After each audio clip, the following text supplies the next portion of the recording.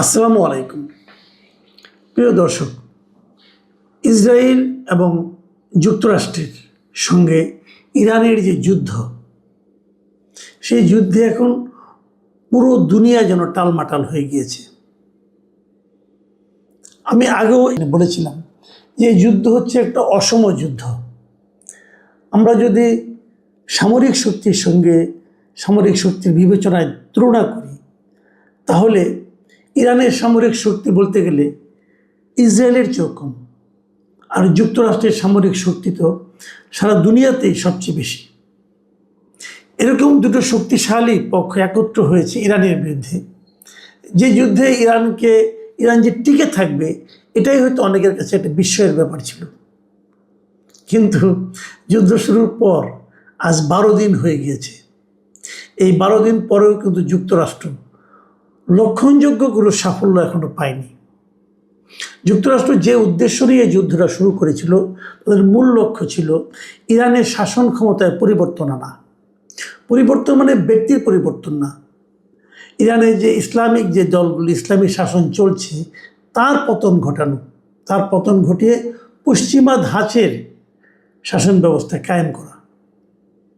এটাই ছিল যুক্তরাষ্ট্রের মূল লক্ষ্য। ইরানের অভ্যন্তরে কিন্তু বেশ আগে থেকেই এক ধরনের আন্দোলন চলছিল। ইরানের যে ইসলামী শাসন চলছিল, যেটা আয়াতুল্লাহ আলী খামেনির নেতৃত্বে, সে শাসনের ব্যাপারে ওখানকার অনেক শিক্ষিত মানুষ, অনেক তরুণীরা কিন্তু এই বিদ্রোহী হয়ে উঠেছিল এবং এর আন্দোলন চলছিল অনেক দিন ধরে। ইরান সবসময় এ ধরনের আন্দোলনগুলো কঠোর হস্তে দমন করে।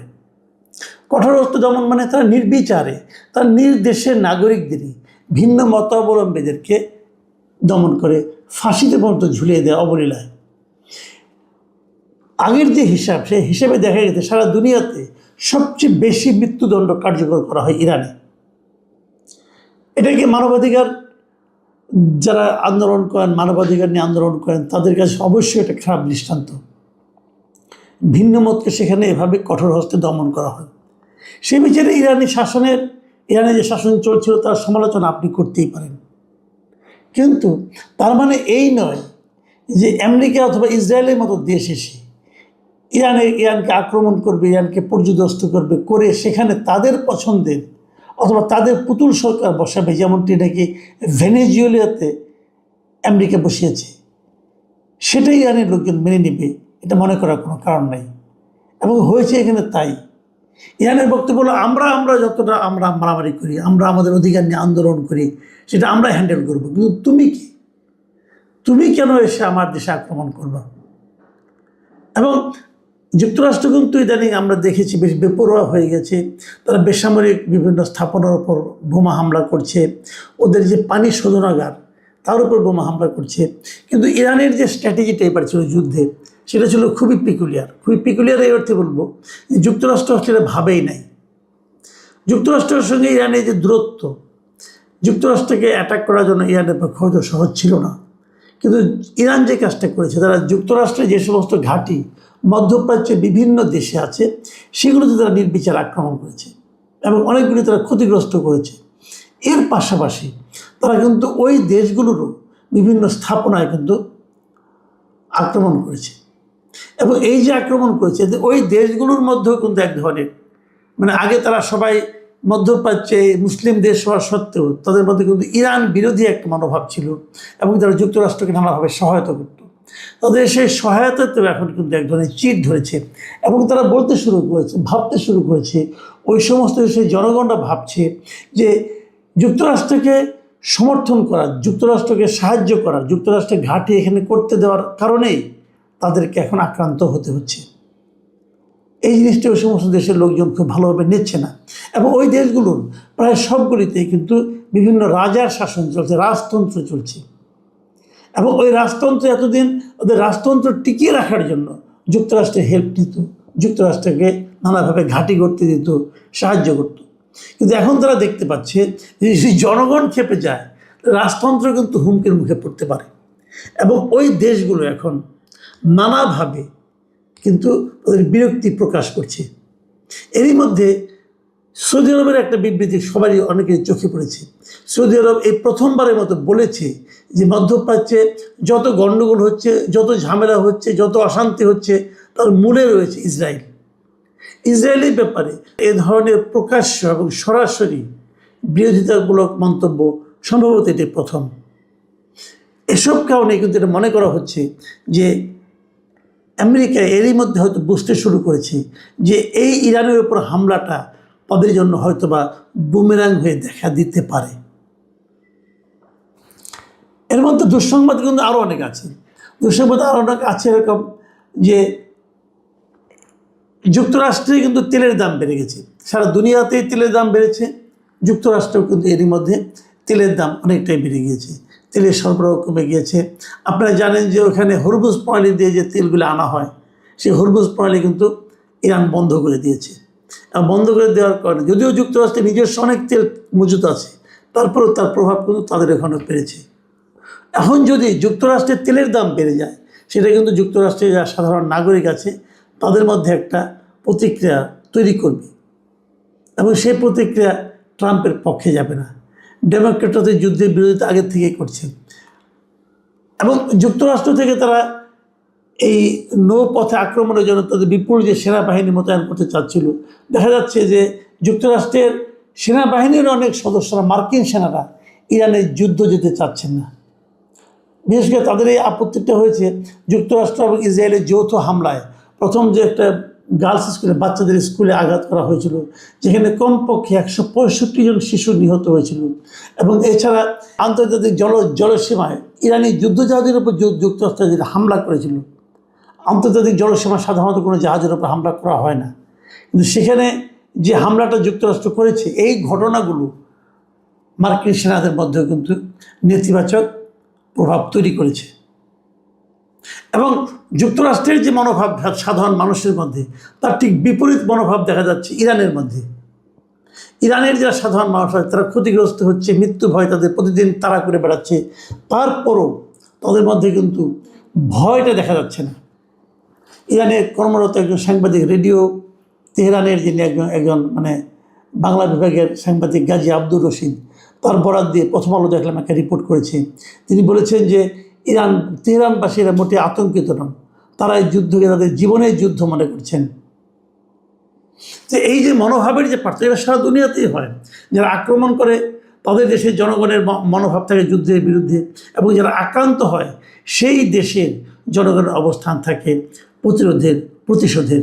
যেমনটা আমরা মুক্তিযুদ্ধের সময় আমাদের দেশেও দেখেছিলাম। কিন্তু আমাদের দেশে যারা পাকিস্তানি বাহিনী ছিল তারা আক্রমণ করতে এসেছিল, আর আমরা প্রতিরোধ করতে দাঁড়িয়েছিলাম।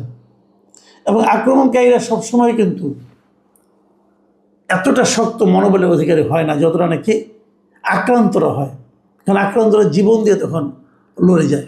সবশেষ যে খবরটা গতকাল থেকে আমরা বিভিন্ন মিডিয়াতে প্রথমে দেখেছিলাম, সেটা হলো ইরানের একটা আধা সরকারি সংবাদ সংস্থা, যার নাম তাসনিম, তারা জানিয়েছিল যে ইরানের ক্ষেপণাস্ত্রের আঘাতে ইসরায়েলের প্রধানমন্ত্রী নেতানিয়াহু নিহত হয়েছেন। পরে অবশ্যই দাবিটা ইসরায়েল প্রত্যাখ্যান করেছে, কিন্তু প্রত্যাখ্যান করলেও এটা সত্য আবার আরেকটা মিডিয়া তারা বলেছে যে নেতানিয়াহু মারা যায় নাই, তার ভাই মারা গেছে।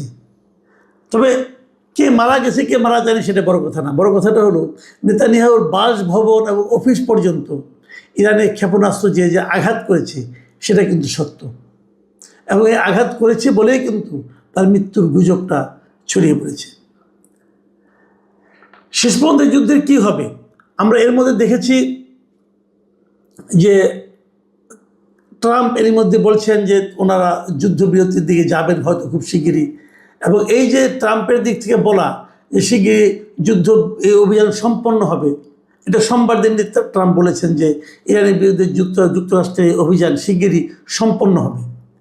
এবং এই যে সম্পন্ন হওয়ার কথা উনি বলেছেন প্রথমবারের মতো, এটাতেই কিন্তু অনেকে ভাবছে যে যুক্তরাষ্ট্র হয়তো যে কোনো সময় বলবে আমাদের যুদ্ধ জয় হয়ে গেছে, আমরা যা করে ফেলেছি, ওদের মেরুদণ্ড ভেঙে দিয়েছি, অতএব যুদ্ধ শেষ। কিন্তু মেরুদণ্ড ভাঙাটা সহজ হবে না, এই কারণে হচ্ছে না, এই কারণে তারা ওদের প্রথম দিনে কিন্তু 28 তারিখ যেদিন তারা অ্যাটাক করে, সেই দিনে কিন্তু তারা ইরানের supreme leader Ayatollah Ali Khamenei সহ উচ্চপদস্থ বেশ কিছু কর্মকর্তাকে নিহত করেছে, হত্যা করেছে।